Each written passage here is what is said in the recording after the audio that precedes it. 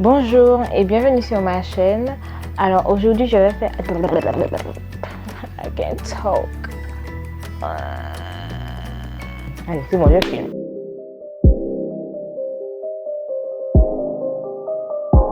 Bonjour et bienvenue sur ma chaîne. Alors aujourd'hui je vais vous faire une story time sur ma grossesse. Comment j'ai découvert que j'étais enceinte, comment ma famille a réagi, etc. etc. Surtout, abonnez-vous, comme ça vous serez au courant dès que je poste une nouvelle vidéo. Et mettez un pouce bleu, comme ça je saurai si vous aimez ou pas. Alors pour commencer cette story time, il faut savoir qu'au mois d'octobre 2016, j'ai été hospitalisée parce que j'ai eu un souci au niveau des trompes. Et on m'a annoncé qu'en fait, ça aurait été très difficile pour moi d'avoir un bébé, ou même pas du tout. Et peut-être qu'après l'âge de 25 ans, j'aurais peut-être pas pu en avoir du tout. Donc, quand on m'a dit ça, j'avais 19 ans. Et à 19 ans, on te dit que tu n'auras peut-être pas d'enfant ou bien que ça sera très très difficile. Voilà, pour moi ça m'a fait un truc, ça m'a fait un choc, puisque moi mon but dans la vie c'était d'avoir une famille, quoi. C'était vraiment d'avoir une famille, de fonder une famille, de m'occuper de mes enfants, et donc c'était très important pour moi. Du coup quand on m'a dit ça, ça m'a fait un déclic, quoi. Je me suis dit c'est bon, je vais essayer d'avoir un bébé avant d'avoir 25 ans, comme ça voilà, j'ai déjà fait mon bébé, et puis si après 25 ans j'arrive pas, bon c'est pas grave, au moins j'aurai déjà mon petit bébé. Enfin un petit bébé, parce que si je peux en avoir d'autres, ça aurait été bien aussi. Et puis bon, je me suis dit voilà Caroline, tu as 19 ans, on te dit que tu auras peut-être pas de bébé, voilà, c'était mon but et tout, ça m'a fait un déclic, je me suis dit bon c'est bon, voilà, j'essaye. Donc au mois d'octobre, j'ai essayé, bien sûr, on m'a dit ça, j'essaie. Au mois d'octobre, j'ai essayé, j'ai pas réussi, je suis pas tombée enceinte. Au mois de novembre également. Après, il faut savoir que je devenais quand même un petit peu parano, parce que j'avais tellement envie d'avoir un bébé que quand j'avais mes symptômes de règles, en fait, quand mes règles arrivent, j'ai des nausées, des trucs comme ça, machin, des étourdissements, des trucs comme ça. Donc du coup, moi je pensais que j'étais enceinte et tout. Et pas du tout. Et en plus, comme j'étais déjà stressée parce que j'avais trop envie d'avoir un bébé et tout, donc je me dis bon, c'est bientôt, mes règles vont bientôt arriver et tout. J'espère que ça va pas arriver, tout ça. Et voilà, ça me stressait, et du coup, mes règles arrivaient en retard. Mes règles arrivaient en retard, j'avais soit 2 jours de retard et tout, donc c'était vraiment stressant pour moi, puisque moi je pensais que j'étais enceinte. Et donc ce qui fait qu'à chaque fois j'achetais toujours des tests de grossesse et ils sortaient toujours négatifs, et après j'étais toujours démoralisée parce que je me dis mais pourquoi j'arrive pas, ça veut dire que vraiment j'aurais peut-être pas d'enfant et tout. Et puis, j'ai persévéré, j'ai continué. Entre-temps, voilà, ça m'a saoulée, je me suis dit, il faut que j'accepte mon sort. En fait, si j'arrive pas à avoir un bébé, c'est pas grave, il y a d'autres solutions. Et au pire, on m'a pas dit que à 100% je pourrais pas avoir d'enfant. Donc je me suis dit, bon voilà, c'est pas grave. Si je peux, ça va venir, quoi. Ça viendra, j'aurai un bébé en temps et en heure. Il faut déjà que je sois moins stressée. Donc du coup, je me suis dit, bon, c'est pas grave, j'arrête d'essayer. Et puis du coup, ça viendra. Donc, en cette période-là, oui, au mois de mai, mon copain m'a demandé en mariage. Donc du coup, on s'est fiancés. On s'est fiancés au mois de juillet. Je crois, on s'est fiancés au mois de juillet. Et au début du mois de juillet, je commençais à me sentir un petit peu bizarre. Mais moi, il faut savoir qu'en fait, je surveille toujours mes règles. Moi, je suis quand même... En fait, dès que j'ai un petit truc dans la vie, je suis déjà un petit peu parano. Donc, moi, je téléchargeais des applications, j'écrivais et tout. Je savais toujours quand mes règles allaient arriver. Et donc je me suis dit... au mois de juillet, c'était un petit peu bizarre. Parce que j'ai pas eu les symptômes en fait. J'ai pas eu les symptômes, j'ai pas eu mal au ventre, j'ai pas eu de nausées, j'ai rien eu. Alors que mes règles devaient arriver peut-être une semaine après. Et je me suis dit, c'est un petit peu bizarre ça. Girl. C'est bizarre. Donc je me suis dit, girl, are you pregnant? Et du coup, j'étais un petit peu... Voilà, je me posais des questions en fait. Je me demandais, est-ce que j'étais pas enceinte ou un truc comme ça. Donc du coup, j'ai acheté... Non, même pas. Parce que mes règles devaient arriver le lundi. Et le lundi, c'est pas arrivé. Donc, je me suis dit, girl, I know you're pregnant. Et comme je ne voulais pas sauter dans la conclusion comme je fais habituellement, donc, j'ai préféré attendre quelques jours pour voir si mes règles n'arrivent vraiment pas. Là, j'allais acheter le test de grossesse. On était le lundi, mes règles ne sont pas arrivées. J'ai attendu jusqu'au vendredi. C'était le maximum. J'ai attendu jusqu'au vendredi. C'était vraiment le maximum que je pouvais attendre. Le vendredi, j'étais avec ma tante et mon copain était au travail. J'étais avec ma tante. Et on est allé acheter le test de grossesse. Mais avant de faire le test, je ne sais pas pourquoi je fais les tests parce que je sais que je suis enceinte. Je sais pas, mais je savais ça. Et puis, j'achète le truc. Pap, j'arrive chez ma tati. Pap, je fais le test. Pap, non, mais il faut attendre 3 minutes, 3 à 5 minutes. Le truc m'a fait penser. Pap. 2 barres. Positif. Positif, ça veut dire bébé. Non, mais ça veut dire enceinte. Je réalisais pas. En fait, j'étais trop contente parce que je savais déjà et tout, que j'étais enceinte et tout. Mais là, j'ai fait le test et il y avait les 2 barres. Et puis, du coup, j'étais trop contente. J'étais vraiment trop contente. Et j'ai même pas attendu qu'il sorte du travail et tout, lui faire une surprise, organisation, tout ça, pour faire une mise en scène. J'ai appelé le gars, frappe. J'ai appelé le gars, papa. J'ai même pas attendu qu'il soit en pause et tout. Je l'ai appelé tout de suite. Et bien, le gars répond alors qu'il est au travail. Et puis, je lui dis, j'ai un truc à te dire et tout. Je suis enceinte. Je lui dis ça comme... Et puis lui, il me répond, mauvais. Et puis on a fait la vidéo. Après la vidéo, je l'ai envoyée dans le groupe. Parce qu'on a un groupe avec la famille et tout, avec toutes mes tantes, avec mes cousins, frères et sœurs, ma mamie, tout ça. Donc on a un groupe sur WhatsApp et il y a tout le monde. Et j'ai envoyé sur le groupe et tout le monde m'a dit, ah, félicitations et tout, machin. Et voilà, j'étais trop contente et tout. Mais c'est là que tout a commencé. Parce qu'il faut savoir que j'étais hyper contente d'être enceinte, mais je savais pas encore ce qui m'attendait. Quelques semaines après, j'ai commencé, même pas, on dirait que c'était tout de suite en fait. J'ai fait le test de grossesse peut-être au début du mois de juillet et à la fin du mois, on s'est fiancés. Et pendant toutes les semaines qui ont suivi, le jour où j'ai fait le test de grossesse, je crois même à partir du lendemain, j'avais déjà, je sais pas, je me sentais déjà un petit peu différente quoi. Je me sentais déjà un petit peu bizarre, j'avais des nausées un peu, mais je vomissais pas, mais c'était pas encore intense. Et puis ensuite, peut-être quelques semaines plus tard, peut-être un mois plus tard,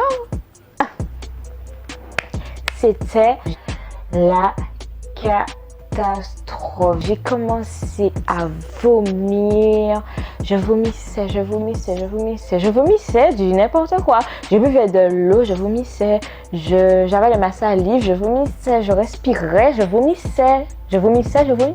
Donc c'était trop pour moi. Je vomissais tout le temps. Quand je vous dis que je vomissais tout le temps, et moi en fait, je suis vraiment très petite et je suis vraiment très mince. Et du coup, à vomir comme ça tout le temps, Je mangeais presque pas. Franchement, c'était vraiment atroce. Franchement, c'était l'un des pires moments de ma grossesse. Laissez-moi vous dire que la fille était comme un bâton, enceinte et tout. 2 mois de grossesse, je vomis toujours. Et en ce temps-là, j'étais au RSMA et je supportais pas d'aller au camp. Je supportais pas du tout d'aller au camp parce que il faut se réveiller à 5 h du matin, à 6 h, il faut nettoyer, il faut faire ceci. C'était trop pour moi. J'étais vraiment hyper malade et tout. Les 3 premiers mois, franchement, c'était vraiment... Et puis, à chaque fois, je vomissais tout le temps. J'allais chez le médecin me dit, mais non, ne vous inquiétez pas, mademoiselle. Ça va durer que 3 mois. Regarde-moi, c'est pour moi. Ça va durer que 3 mois. J'avoue que pendant les 3 premiers mois, c'était vraiment intense et je vomissais tout le temps. Mais j'ai vomi jusqu'à la fin. Je vomissais pas tous les jours comme au début. Mais je vomissais quoi. Et après, c'est là que la paranoïa a commencé. Il faut savoir que moi, je suis très recherche Google. Donc du début à la fin, du début jusqu'à maintenant, je cherche toujours des trucs sur internet pour savoir, par exemple, quand j'étais enceinte, je cherchais l'évolution de mon bébé, ce qui se passait dans mon ventre, ce qui se passait dans mon corps, ce qui se passait pour le bébé, qu'est-ce qu'il avait, comment il évoluait et tout. Et puis, voilà, j'avais trop peur de perdre mon bébé. Déjà qu'on m'avait dit que j'aurais peut-être pas pu. J'avais trop peur de perdre mon bébé. Donc, du coup, j'allais tout le temps aux urgences. J'allais tout le temps aux urgences pour savoir dès que j'avais un truc qui n'allait pas. Et puis, surtout que sur Google, dès que tu cherches un truc, franchement, il faut que tu ailles aux urgences. Dès que tu cherches un symptôme, un truc bizarre que tu as sur Google, c'est la catastrophe et tout, donc il faut que tu ailles aux urgences et tout. Donc moi j'avais vraiment très peur de perdre mon bébé et donc c'est vrai que j'allais beaucoup aux urgences pour savoir, enfin pour être sûre que tout va bien quoi. Dans le premier mois, entre le premier et le deuxième mois, j'ai commencé à faire les premières échographies. Quand j'ai fait la première échographie, je sais pas, c'était un petit peu bizarre. I was like, girl, you're pregnant, like you had a baby. J'étais vraiment émerveillée, quoi. J'étais vraiment émerveillée parce que je me disais, voilà quoi, j'ai un bébé dans mon ventre. Et puis il était même pas, je pensais qu'il allait, je sais pas moi, comme un petit point, un truc, puisqu'il vient d'être fait. Donc entre 1 mois et 2 mois de grossesse, moi je pensais qu'il allait être comme un petit truc là. Mais il avait déjà une petite tête. Bizarre, il avait une petite tête comme ça. Et puis un petit corps, bon on voyait un petit bout, des petits bouts qui faisaient comme des bras. Mais bon c'était pas encore bien formé. Mais on voyait sa petite tête. Et puis on pouvait entendre son petit cœur battre. Oh, c'était trop mignon, c'était trop beau. Mais c'était vraiment c'était magnifique quoi. Je découvrais mon bébé que j'avais dans mon corps. C'était magnifique. Donc on continue. Donc, ouais, entre le 4e et le 5e mois de grossesse, je commençais à le sentir bouger. Donc, je ne sais pas comment vous expliquer que c'était un truc de totalement extraordinaire pour moi. Parce que franchement, je le sentais bouger vraiment très fort, vraiment beaucoup. Et c'était vraiment extraordinaire pour moi. Je ne sais pas comment vous expliquer le sentiment que je ressentais. Mais c'était vraiment... What's going on with the mic? Voilà. C'était vraiment extraordinaire pour moi. Genre, je sens un bébé bouger dans mon ventre, quoi. Alors que j'ai cru que j'allais jamais être maman. That was amazing. And I was so happy about it. Donc après, oui, j'ai fait des notes parce que je voulais rien oublier. Entre le 4e et le 5e mois de grossesse, on devait faire une échographie pour voir le sexe du gars. Que je sais que c'est un garçon aujourd'hui vu qu'il a 1 an.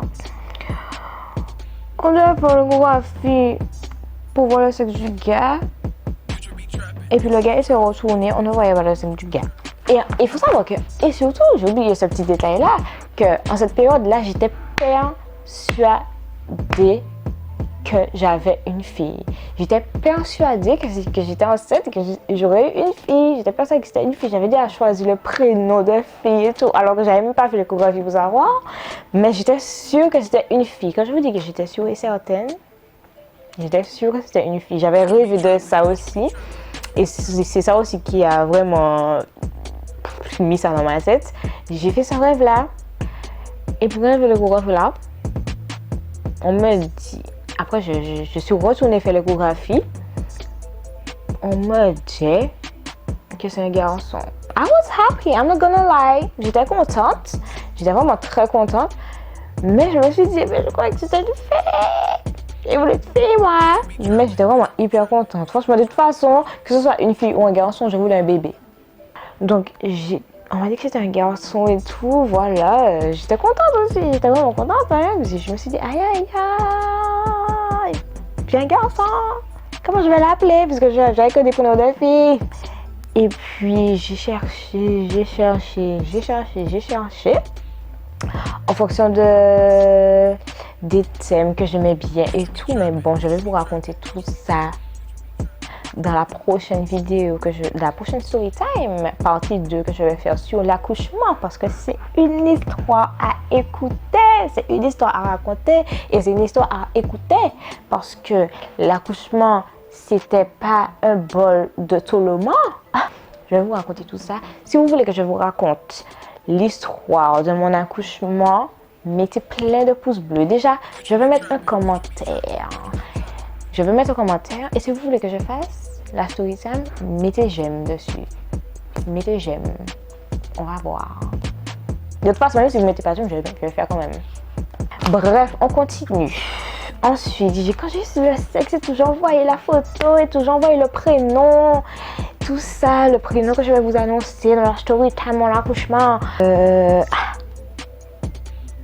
Parce que, qu'est-ce que vous croyez? Après, au mois de mars, je crois, ou au mois de février, je ne sais plus, au mois de mars ou février 2017, la fille est enceinte. La fille est enceinte de 7 ou 8 mois de grossesse, là, ou bien 6 ou 7 mois, je ne sais plus, je ne me rappelle plus. La fille est allée au carnaval. Dans ce gros bout de bras des autres. Je vous jure que c'était chaud. Je n'ai pas couru le vidier, je n'ai pas fait de bordel et tout, je n'ai pas machin. J'étais là, je regardais, mais j'étais dedans. J'étais debout sur le côté là, mais bien sûr, je dansais. Bien sûr, puisque c'est dans mon sang. Je ne peux pas aller au carnaval, même si je suis enceinte gros boudin, et puis je restais là debout. Enceinte, non. J'étais à fond dedans. Je vous jure, j'étais vraiment à fond. Et je suis allée tous les jours. Je suis vraiment allée tous les jours. Je vais vous mettre des photos. Et je continue. Et un jour, c'était le mercredi décembre. J'étais enceinte. Mais vous vous doutez bien que mon bébé, il a grossi. Il bouge tout le temps, il bouge beaucoup. Mon petit ventre là, qui était tout beau et tout. Mon nombril qui était bien beau et tout. Mon nombril était dehors, mais vraiment, c'était vraiment dehors. Et j'ai commencé à avoir quelques vergetures, puisque j'ai vraiment grossi. Franchement, subitement, comme ça, j'ai vraiment grossi. J'ai dû prendre pendant ma grossesse, peut-être, si je me rappelle bien, j'avais pris 13 kilos. Et 13 kilos, c'est vraiment beaucoup pour moi, parce que le poids que j'ai fait pendant que j'étais enceinte, j'ai jamais fait ce poids-là pendant toute ma vie. Et puis, un jour, je vois que mon ventre me gratouille un petit peu, donc je me dis, oh, je commence à avoir des petites vergetures, mais bon, ce n'était pas autant que ce qui est en train de m'arriver. Mon ventre m'a gratté. Mais je raconte le truc dans le désordre. J'étais au carnaval mercredi décembre. Déjà, il faut savoir que ce jour-là, mercredi décembre, j'avais un coco short avec un corset, un corset sur moi et mon gros ventre. Et le truc était un petit peu, c'était vraiment très serré. Et puis à un moment, j'ai vu que ça commençait à me gratter. Quand je regarde, what the fuck? What the fuck, bitch? Je me suis dit, ok, girl. Les vergetures que j'ai eues à cause de ma grossesse. De toute façon, je suis une maman, ouais, j'ai eu mon bébé avec mon petit corps et c'était évident que j'allais avoir des vergetures ou des trucs comme ça.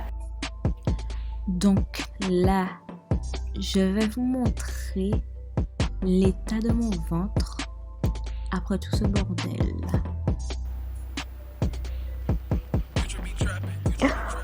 Look at this. So ugly. Et mon nombril était bien à l'intérieur avant. Et puis maintenant, c'est tout dehors comme ça. Est-ce que vous avez réalisé la gravité du truc? Voici ce que ça m'a fait. Voici ce que ça m'a fait. Le bébé, la grossesse. Non mais je suis obligée de montrer parce que moi c'est un truc qui m'a vraiment marqué. Les vergetures, je ne pensais pas que j'allais en avoir autant. Et voilà, mon ventre a totalement craqué quoi. Mais bon, c'est pas grave, de toute façon, pour moi ça a été un bonheur. Et ça a été la plus belle expérience de ma vie. Porter un bébé, c'est vraiment magnifique. Le sentir bouger, le sentir grandir, le voir grandir, je veux dire, c'était vraiment magnifique. Et voilà, si je devais le refaire, je le ferais volontiers. Après, j'avais, franchement, sans vous mentir, après le carnaval, quelques semaines après, j'avais marre d'être enceinte parce que j'avais hâte de voir mon bébé. J'avais vraiment hâte de voir mon bébé. Je voyais des échographies, j'ai vu des échographies en 3D.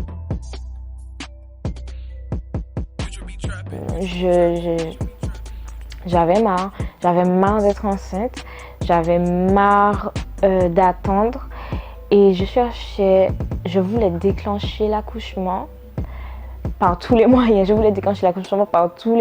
Déjà parce qu'en plus j'avais tout le temps des contractions. Elles n'étaient pas douloureuses, mais j'avais vraiment tout le temps des contractions. J'étais à 1 centimètre pendant longtemps. J'étais vraiment à 1 centimètre depuis longtemps. Les sages-femmes et tout pensaient que j'allais accoucher prématurément, surtout parce que j'étais à 1 centimètre. Et j'avais tout le temps des contractions. Et surtout parce que j'avais perdu une partie du bouchon muqueux. Moi je suis là, ay mon Dieu, je vais accoucher à n'importe quel moment et tout, machin. L'accouchement est imminent. J'ai attendu, j'avais marre. Vous pouvez même pas savoir dans quel état d'esprit j'étais. J'avais marre. Je faisais tout pour déclencher. Bon, bien entendu, j'ai attendu 37 semaines. J'avais marre. Je faisais tout. Je marchais parce que là où j'habitais à Ducos, il y a un parcours santé. Je marchais sur le parcours santé comme ça, même si j'étais à bout. J'étais fatiguée parce que j'étais fatiguée. J'arrivais pas à dormir, que ce soit sur le côté, que ce soit sur le dos.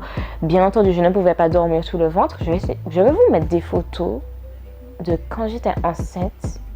À la fin de ma grossesse, comment mon ventre était gros. C'était une épreuve pour moi de vivre avec un gros ventre comme ça.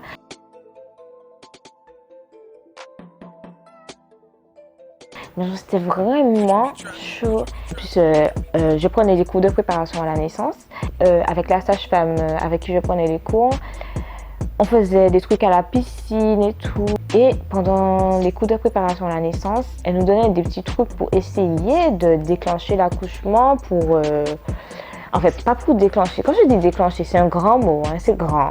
Mais pour essayer d'accélérer le truc, quoi, le processus le processus de l'accouchement. Il fallait que je prenne mes jambes comme ça et que je pousse.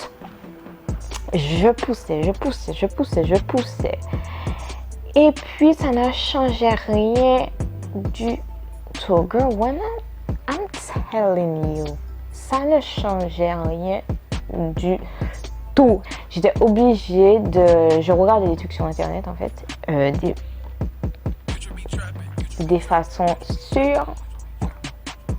très sûres d'accoucher quoi. en toute sécurité. Le truc le plus extrême que j'ai fait, le plus extrême, je vous dis que c'était vraiment extrême quoi.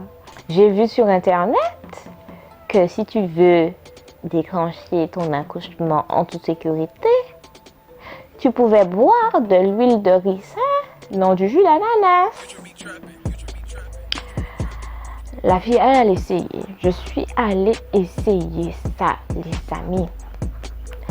J'ai bu de l'huile de ricin, quoi, ça pue, avec du jus d'ananas. J'ai eu la plus grosse diarrhée de toute ma vie. La diarrhée était endiablée. C'est le seul mot que j'ai pu trouver. C'est la diarrhée était endiablée. J'ai passé toute la soirée aux toilettes parce que figurez-vous que en fait le fait d'avoir la diarrhée et d'aller aux toilettes, ça pouvait accélérer l'accouchement parce que quand tu vas aux toilettes comme ça, comment te dire ça, l'utérus se contracte, donc ça fait des contractions qui font que tu peux accoucher comme ça. Tiens, j'avais des contractions, j'en avais un petit peu plus que celles que j'avais déjà, mais ça n'a rien changé. J'ai dû accoucher quoi, peut-être 2 semaines plus tard.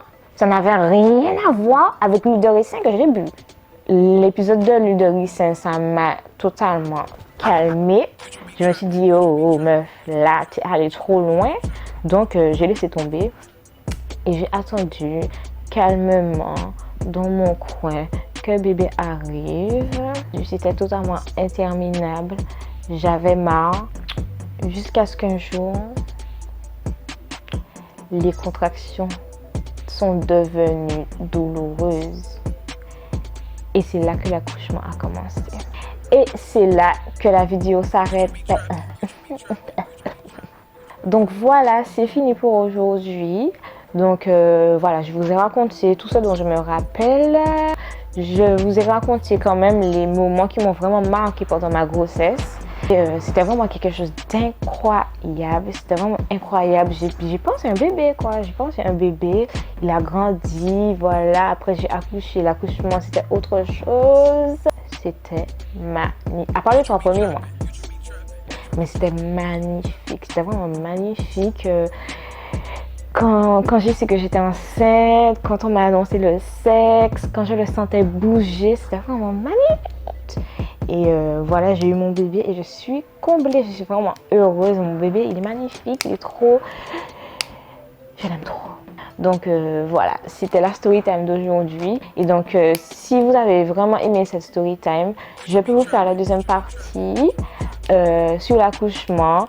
Et mettez plein de pouces bleus et surtout abonnez-vous et mettez les notifications, comme ça vous saurez dès que je poste quelque chose, vous allez savoir, vous serez au courant. Vous serez au courant. Voilà, donc je vous fais de gros... Attendez, avant les gros bisous, suivez-moi sur mes réseaux sociaux. Donc, suivez-moi sur mon compte Instagram qui est Carol In. J'ai mis un W parce que avec le R c'était déjà pris. Et mon Snapchat c'est Caro Démon. Et voilà, suivez-moi et je vous fais de gros bisous. À la prochaine.